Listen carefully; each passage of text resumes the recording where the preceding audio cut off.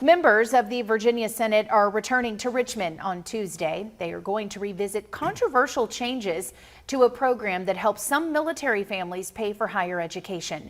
But that's not all that's on the agenda. Lawmakers have also introduced two bills that would authorize skill games to operate legally here in the Commonwealth once again. Senior reporter Joe DeShiel is in studio with that topic. Joe, why is the skill games issue coming up again now? Well, Melissa, skill games legislation cleared the General Assembly earlier this year, but Governor Youngkin had problems with it. The governor and supporters of the bill weren't able to craft a compromise during the budget session back in May, but said they would continue talking. Now lawmakers are returning to Richmond, and they're taking another swing at the issue. Owners of convenience stores, truck stops, and other small businesses in Virginia say skill games helped keep them afloat during challenging times.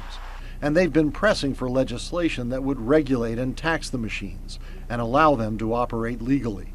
Democratic Senators Louise Lucas and Aaron Rouse are sponsoring legislation they say would address many of the governor's concerns. Well, we heard from the governor loud and clear about the concerns that he had concerning lottery, making sure that is the authority, making sure we have a centralized accounting system so that all the tax revenue that's generated from skill games are accounted for, making sure that there's a local component to where local authorities have the option to opt out to whether or not they will allow skill games inside their communities. Another bill introduced by Republican Senator Christy New Craig also addresses many of the governor's concerns, and it focuses in part on more rigorous enforcement to eliminate illegal electronic games.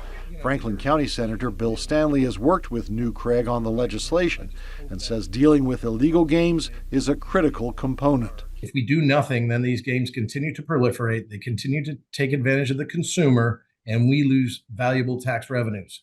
So we need to do something, because doing nothing absolutely allows these illegal games to continue. Lawmakers say these bills could generate hundreds of millions of dollars in additional state revenues. Melissa, there are groups like the Family Foundation and Virginians Against Neighborhood Slot Machines that oppose skill games in any form. And the big question now is Governor Youngkin's current thinking on the issue, and whether or not supporters of skill games have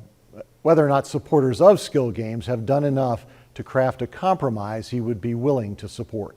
All right, only time will tell, Joe. We will see. Thank you for keeping us updated on this controversial issue. We appreciate you.